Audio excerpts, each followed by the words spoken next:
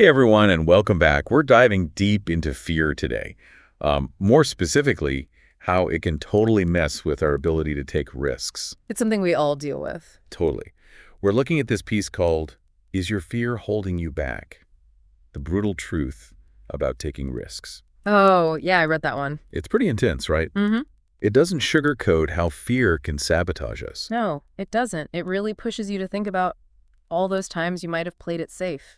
Maybe even talked yourself out of going for something. Exactly, because that fear response just took over. Yeah, exactly. We've all been there, right? That feeling in your gut, like when you're about to make a big change. Oh, yeah. Or even just like speak up in a meeting, Mm-hmm.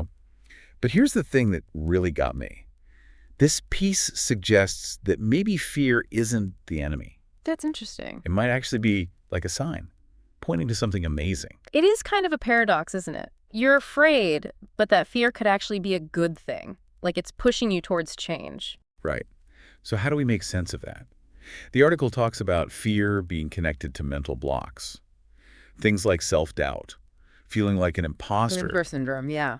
and that anxiety about failing too. Oh, for sure. It's like all those negative thoughts are these little voices telling us we're not good enough. And they can be so convincing, like you should just stick to what's comfortable. Totally.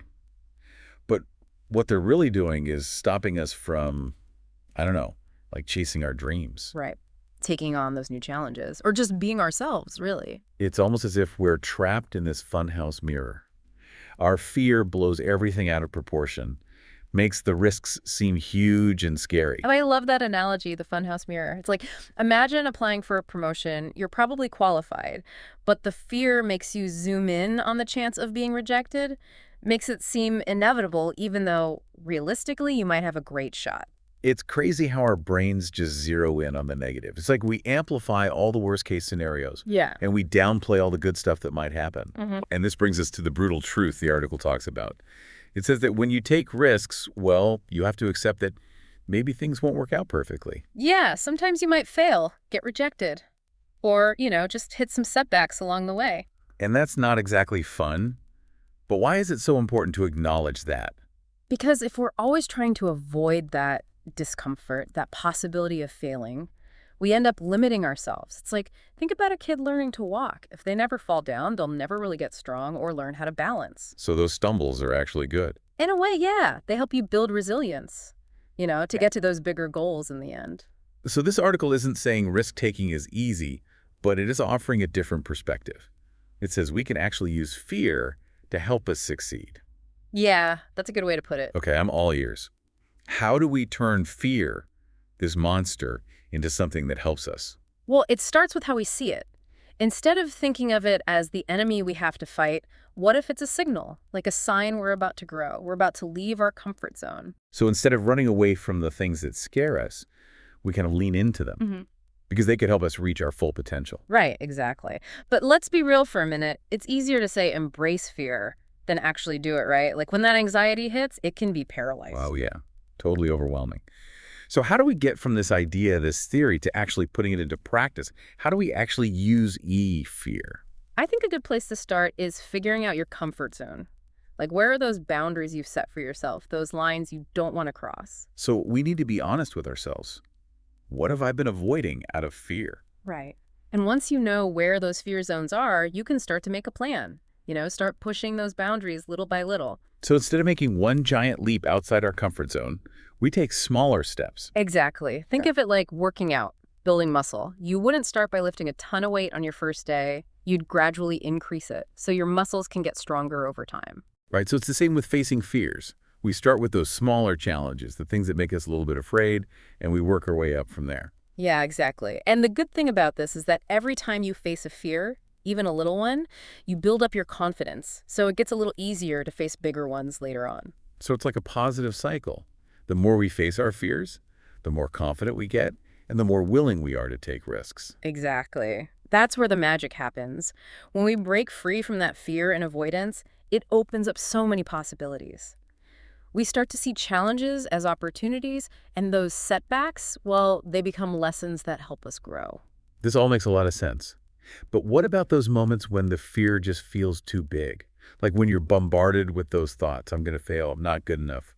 What do you do then? That's where reframing comes in, and it takes practice, but it can be really powerful. So instead of letting those negative thoughts take over, we choose to change them, replace them with something more positive. Right, exactly. Let's say you want to start a business. That's scary, right? The fear might whisper, what if you lose everything? But instead of letting that fear stop you, you can change that thought. How would you do that? Give me an example. Instead of, what if I fail? What if you ask, what if this leads to some amazing opportunity, even if it's not what I expect? Or instead of, what if I lose everything? You focus on, what if I learn so much about myself, even if there are some risks? So it's not ignoring the fear, it's acknowledging it, but choosing to focus on what could go right, even if it feels scary. Yeah, that's exactly it. And it's not about pretending to be fearless. It's about using that fear, using that energy to help you grow. It's like we're taking that fear, that nervous energy, and turning it into something that helps us move forward, not something that holds us back. Exactly. This has been so helpful.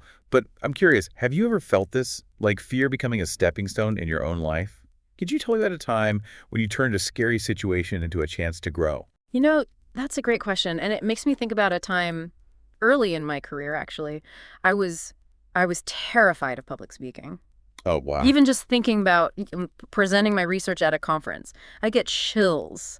My heart would race, palms sweating. Yeah, I just wanted to disappear. It felt impossible. I get that. Public speaking is scary, even for people who seem really confident. So how did you deal with it? Well, it took time. I knew I couldn't just ignore it. So instead of letting that fear control me, I tried to break it down, take smaller steps. So like those 5K runs we were talking about before. Exactly. I didn't try to jump right into a TED Talk or anything. I started with smaller groups, less formal settings. Okay. I even practiced with friends and family just to get used to the feeling of, being the center of attention. It's amazing how those small steps can really make a difference. Did you find that those first experiences helped you change how you thought about the fear? Definitely. As I got more practice, I realized that public speaking wasn't nearly as scary as I'd made it out to be in my head. Like that funhouse mirror effect was starting to fade. Exactly. The more I did it, the more I realized that it was okay to make mistakes. Like, if I messed up a word, it wasn't the end of the world. Right. People were usually pretty understanding. They were there to learn, and they appreciated me sharing my knowledge. It goes back to that brutal truth, right? Things aren't always perfect, but that doesn't make what we're sharing less valuable Mm. or take away from the courage it took to do it. That's such a good point. I think we forget that sometimes, when we're scared, we're so focused on not messing up, being perfect, we miss out on the good stuff, the chance Yeah. to connect with people. It's like we're so worried about falling that we never experience what it's like to actually run. That's a great way to put it. And that's why reframing is so important, shifting that focus from what we're afraid of to what we might gain. So in your case, it wasn't about becoming a fearless public speaker overnight. It was more about slowly building up that confidence, changing your perspective, and realizing what you were bringing to the table. Yeah, exactly. And that's what I like about the idea of fear literacy that the article brings up. It's like becoming fluent in the language of your own fear, understanding the patterns, the things that trigger you. We talked about journaling as a way to build that fear literacy earlier. Can you give us some more specific examples of how someone might use journaling to actually understand and deal with their fear? Of course. So let's say you're feeling nervous about a work presentation. Instead of letting those anxious thoughts run wild, try taking a few minutes to just write down what's going on. So we're basically writing down our fear as it's happening. What should we be paying attention to? Start by describing the situation, the thing that's making you scared. In this case, it's the presentation. Then dive into those thoughts. Are you worried about forgetting what to say? Worried about what your colleagues will think? What about making a fool of yourself? Write it all down. It's like we're shining a light on those fears, the ones that usually just stay hidden in our minds. Exactly. And once you've got them out in the open, you can look at them more objectively. Ask yourself, is this fear realistic? Am I exaggerating? What evidence do I have? And what's most likely to happen, even if it doesn't go perfectly? So we become investigators of our own fear, trying to figure out the patterns and see what's real and what's not. Precisely. And as you keep journaling, you'll probably start to see themes, triggers that make your fear worse. Maybe you always feel more anxious presenting to higher ups, or maybe you're extra sensitive to feedback from certain people. That's interesting. It's like we're finding those buttons that fear likes to push, and once we know where they are, we can figure out how to handle them. Right. Maybe you realize you need to rehearse more when you're presenting to your boss, or maybe you need to work on being kinder to yourself when you get feedback. It's all about building that self-awareness. It's like we're putting together our own toolkit for dealing with fear. We find the tools and strategies that work for us. I like that. And remember, this fear literacy thing, it's an ongoing process. It's not about becoming fearless, but about learning to manage those fear responses so we can live more fully, be more ourselves. This has been really eye-opening. Before we move on, though, can we go back to something we talked about before?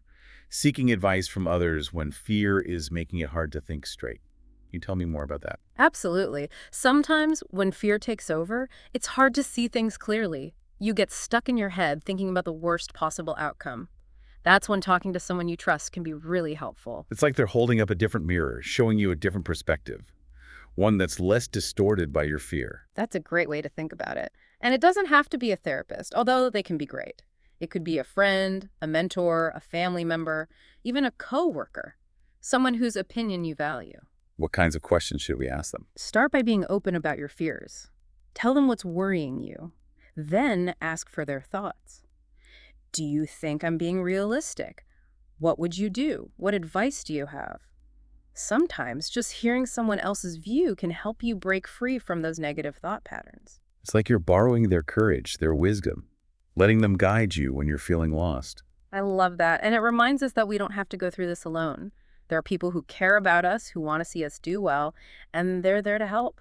This has been such a powerful conversation, but we're running out of time for this segment. Before we move on, can you give us a little preview of what we'll be talking about in the final part of our deep dive? Sure, we'll be getting into some more advanced techniques for reframing fear, things like visualization and mindfulness.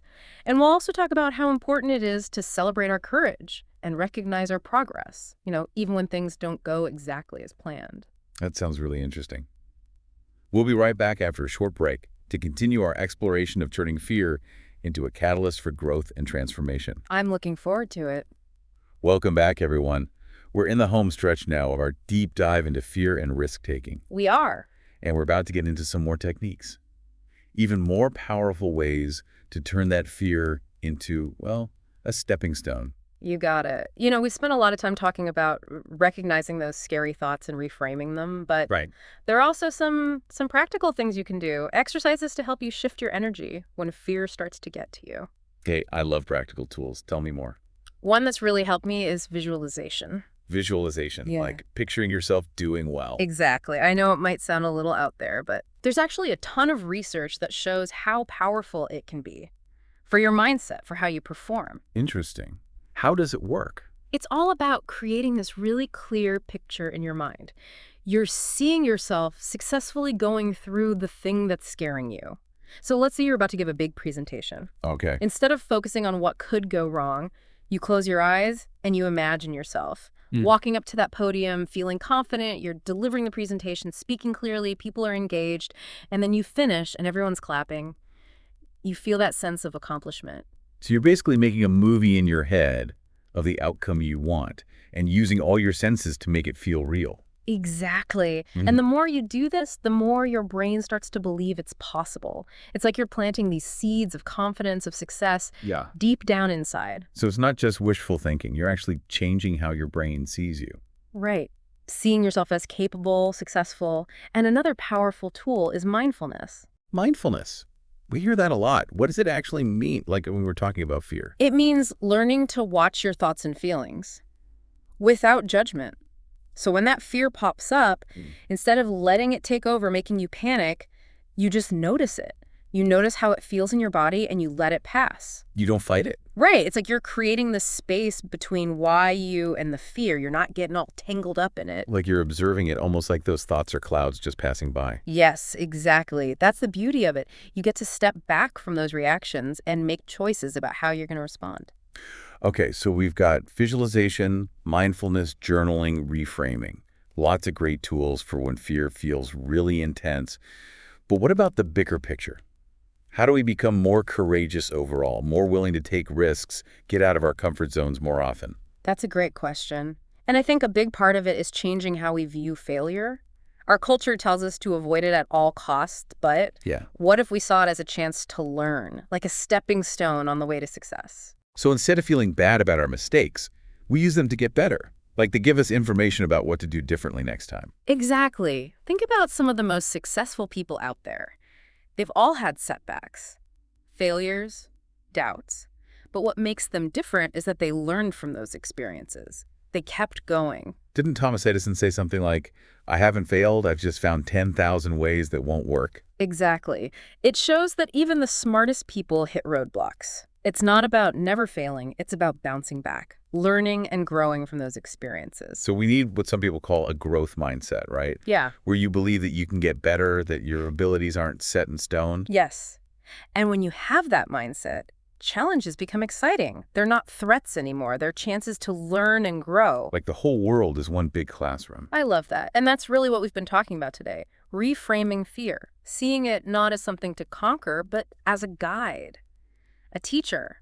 Something that can help us grow in incredible ways. This has been such an amazing conversation. Yeah. So, as we wrap up our deep dive into fear and risk-taking, what's one final thought you want to leave our listeners with? I'd say celebrate your courage. Even the small victories. Every time you step outside that comfort zone, every time you face your fear and do it anyway, you're getting stronger, you're growing. So acknowledge those wins, no matter how small. Give yourself credit. That's so important. It's easy to focus on those big goals, but it's those small acts of courage that get us there. Exactly. So celebrate those wins, keep pushing yourself. And remember, you're braver than you think. That's an awesome message to end on. And that's it for this episode of The Deep Dive. We hope you enjoyed exploring the world of fear and risk-taking with us. Until next time, keep diving deep, keep asking questions, and keep pushing those boundaries.